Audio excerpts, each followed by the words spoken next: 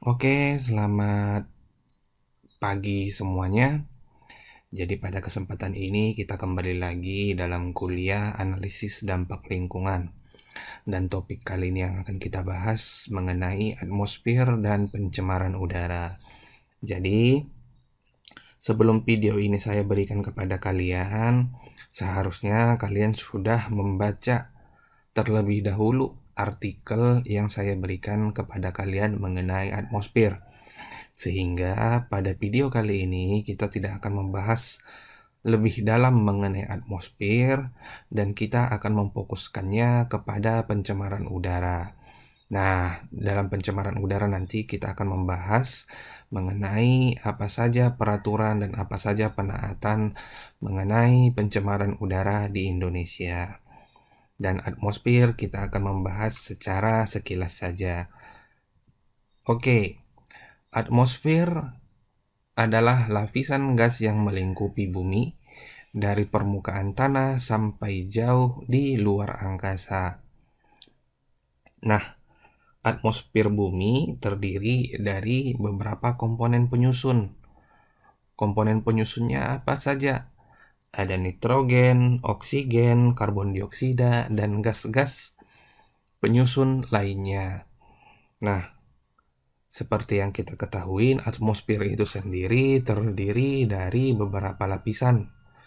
Dan yang paling pertama itu atau yang paling rendah itu kedudukannya atau posisinya adalah troposfer. Troposfer ini sendiri berada pada ketinggian 0 sampai 20 km. Beberapa sumber menyebutkan atmosfer troposfer ini berada pada ketinggian 0 sampai 15 km. Nah, troposfer ini adalah tempat kita melakukan aktivitas harian kita sehari-hari. Nah, kalau dimisalkan ketinggian troposfer ini adalah tempat pesawat domestik berlalu lintas. Nah, selanjutnya ada lapisan stratosfer. Stratosfer berada pada ketinggian 50 km.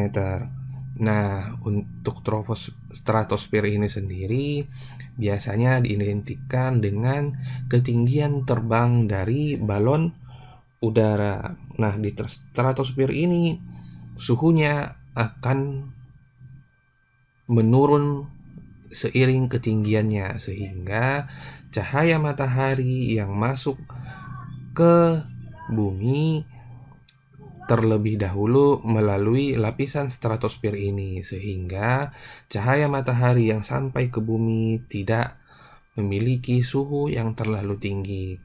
Di atas stratosfer ada yang namanya mesosfer. Nah, mesosfer berada pada ketinggian 85 km. Mesosfer ini lebih identik dengan tempat terjadinya peleburan atau hancurnya meteor-meteor yang masuk ke lapisan bumi. Di atas mesosfer ada termosfer, yaitu berada pada ketinggian 690 km. Nah, di atas termosfer ada yang namanya eksosfer. Eksosfer ini adalah lapisan atmosfer yang terletak paling luar. Pada lapisan ini terdapat refleksi cahaya matahari yang dipantulkan oleh partikel debu meteorik.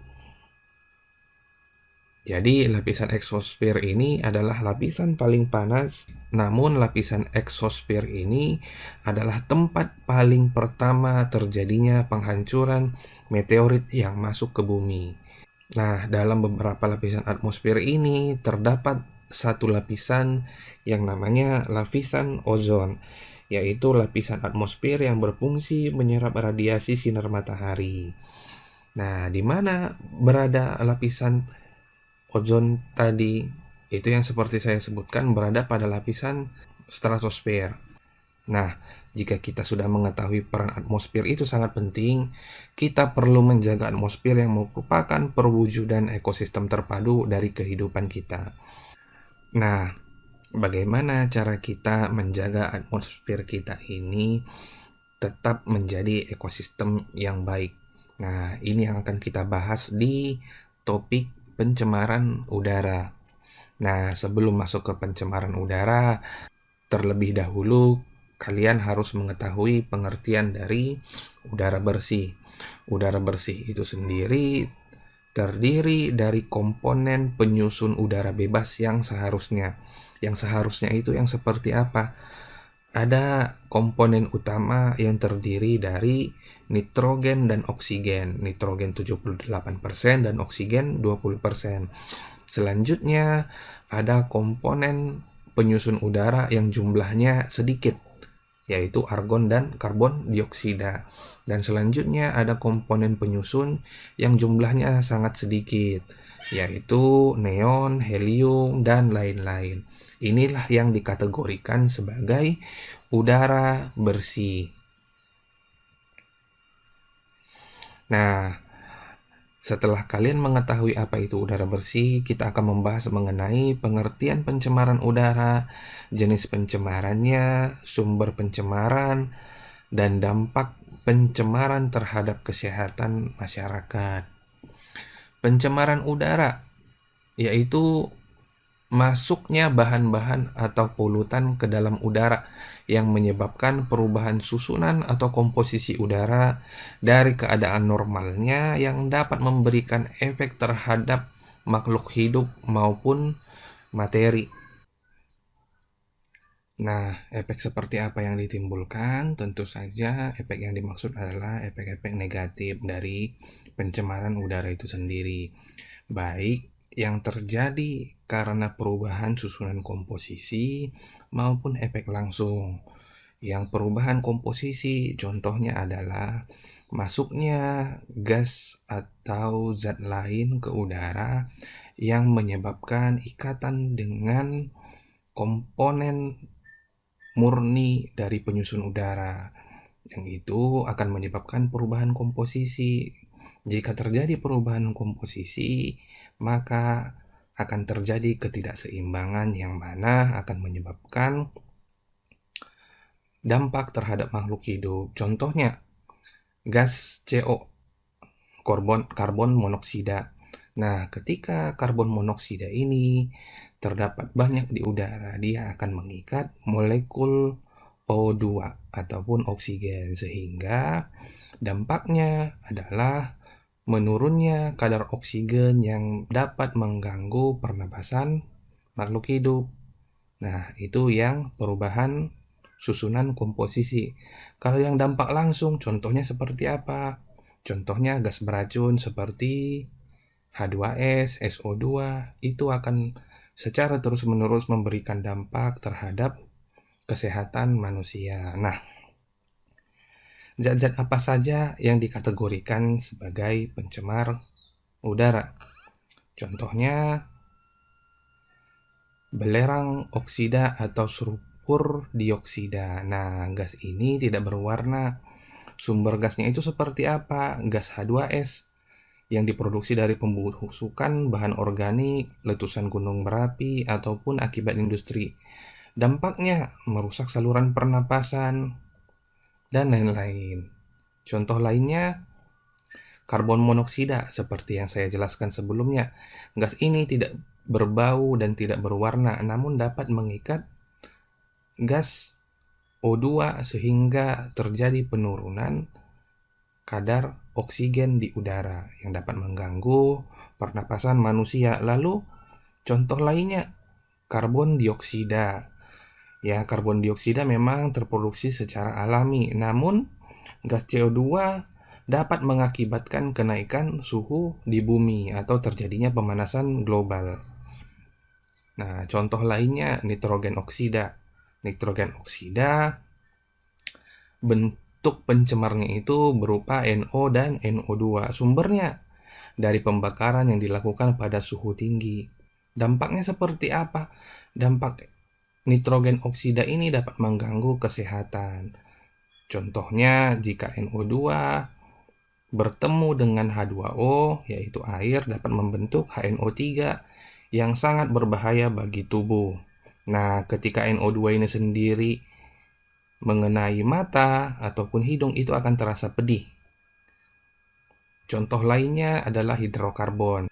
Nah, senyawa ini mengandung unsur hidrogen dan karbon. Hidrokarbon Absurd ini sendiri fotokimia. berperan absurd. Hidrokarbon ini sendiri berperan dalam penyebab kanker. Lalu apa lagi? Contoh lainnya adalah ozon. Loh, kenapa ozon termasuk sebagai gas pencemar? Sedangkan di topik sebelumnya kita mengatakan atau kita sudah membahas mengenai penipisan lapisan ozon yang merupakan salah satu isu negatif dari lingkungan. Nah, kenapa gas ozon ini termasuk sebagai pencemar? Ketika dia berada pada ketinggian yang jauh dari bumi, dia ini merupakan gas yang bersahabat dengan kita karena melindungi makhluk hidup dari sinar ultraviolet. Namun, jika ozon ini berada pada posisi yang rendah, ozon ini merupakan zat pengoksidasi yang kuat yang dapat bereaksi dengan berbagai zat yang beracun bagi makhluk hidup. Nah, jadi perlu dipahami ya, ozon ketika berada di atmosfer pada bagian stratosfer itu akan sangat bersahabat dengan manusia. Namun jika berada pada troposfer itu akan sangat berbahaya bagi makhluk hidup. Nah, contoh zat pencemar lainnya yaitu timbal. Nah, timbal ini bukan hanya di udara, namun bisa terdapat di air, tanah, tanaman yang kalian makan sebagai sayuran, ataupun hewan yang kalian makan sebagai sumber protein, bisa terkandung zat timbal. Namun kita di sini membahas dari udara. Nah, timbal ini dapat berasal dari akibat pembakaran batu bara, pabrik penyemprotan pestisida, pembakaran sampah, dan lainnya.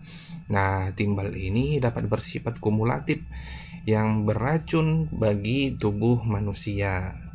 Nah, contoh lainnya fluoride dan asbes. Loh, asbes? Ya, asbes yang ada di atap rumah kalian.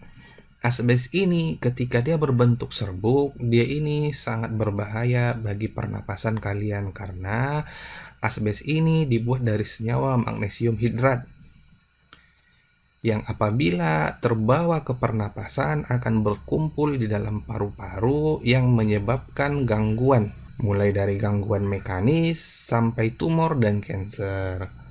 Untuk fluoride sendiri, dampaknya mirip seperti dampak yang ditimbulkan oleh asbes. Namun, sumber dari penyebaran fluoride ini seperti industri aluminium, industri pupuk, pabrik kaca, dan lainnya.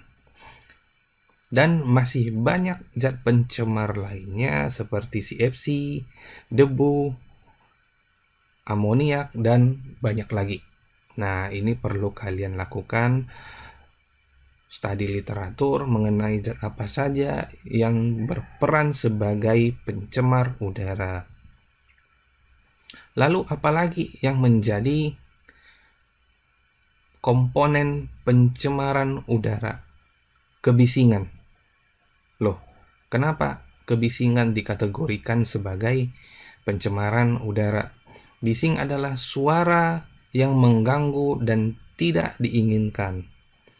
Dampak kebisingan itu sendiri, contohnya dampak psikologis, tidak nyaman, cepat marah, piring terbang, dan sebagainya.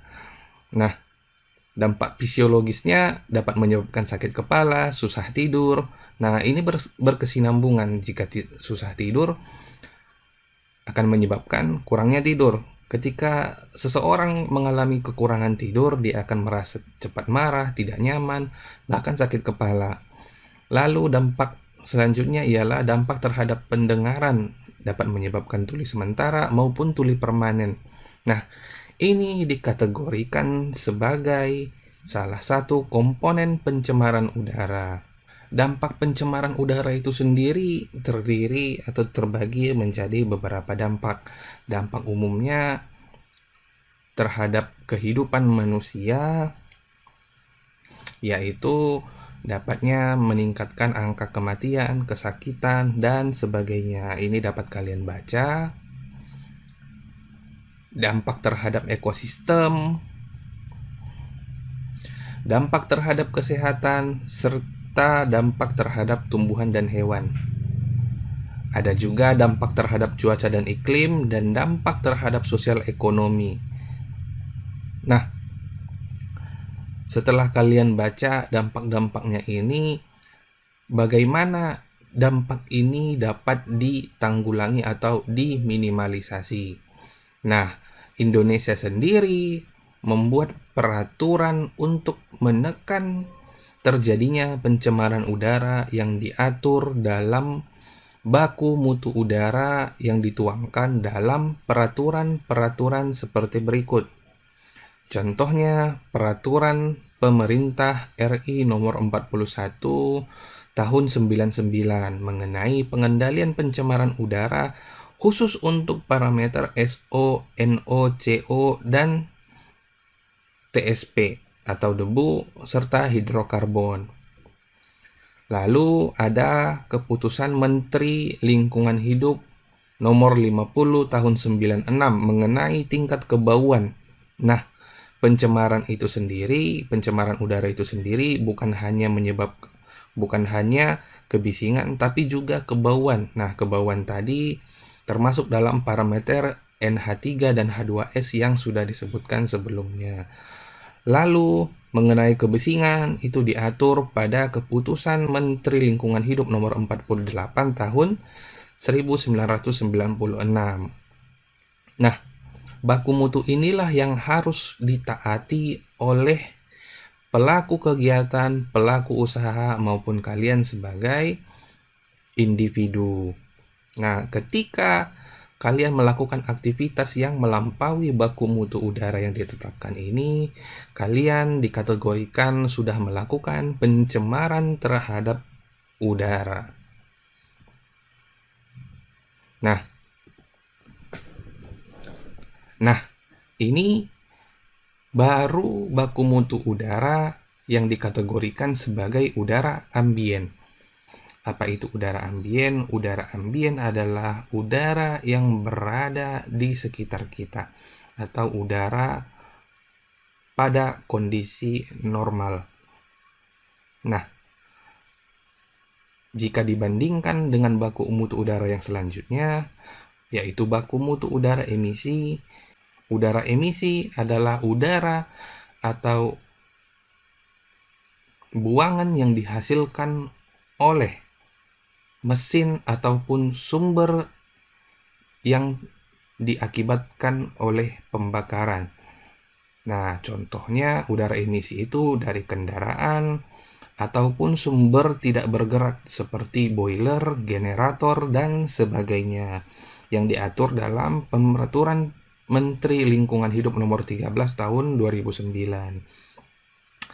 Dan ada juga peraturan Menteri Lingkungan Hidup nomor 10 tahun 2012. Nah, contoh baku mutu udara ini kira-kira seperti ini. Ini yang pernah saya lakukan pada tahun 2015, yaitu pengujian kualitas udara. Baku mutunya itu sendiri ditetapkan pada peraturan menteri yang kita sebutkan sebelumnya. Nah, baku mutu ini mengandung nilai-nilai yang harus ditaati. Nah, pengujiannya dilakukan dengan pengambilan sampel. Pengambilan sampel dengan menggunakan alat-alat yang sudah dikhususkan untuk pengujian kualitas udara. Nah, setelah melakukan pengambilan sampel, tentunya nanti akan ada analisa pengukuran. Analisanya seperti apa? Metode NSI, gravimetri, kromatografi, dan sebagainya. Ketika hasil pengujiannya melampaui baku mutu, itu artinya kalian sudah melakukan pencemaran terhadap lingkungan. Nah, kira-kira contoh pengujian kualitas udara itu seperti ini. Nah, pertanyaannya, kalau misalnya sudah terlampaui baku mutunya, Pak, sedangkan usaha kita sudah berjalan, gimana caranya?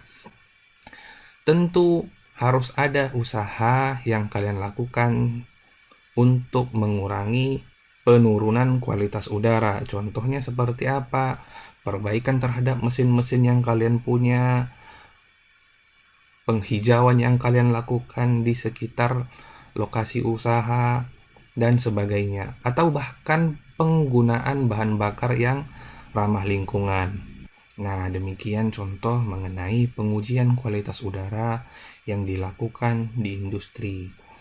Nah, untuk penaatannya sendiri itu nanti akan diatur pada dokumen analisa mengenai dampak lingkungan ataupun AMDAL yang akan kita pelajari nanti setelah ujian tengah semester. Nah, untuk video kali ini sampai di sini, dan untuk mahasiswa saya sekalian ada tugas, yaitu mencari sebuah artikel mengenai pencemaran udara yang disebabkan oleh suatu usaha ataupun industri, baik di Indonesia maupun di luar negeri. Yang kalian buat resumenya dalam satu lembar A4. Tidak lebih dari satu lembar A4.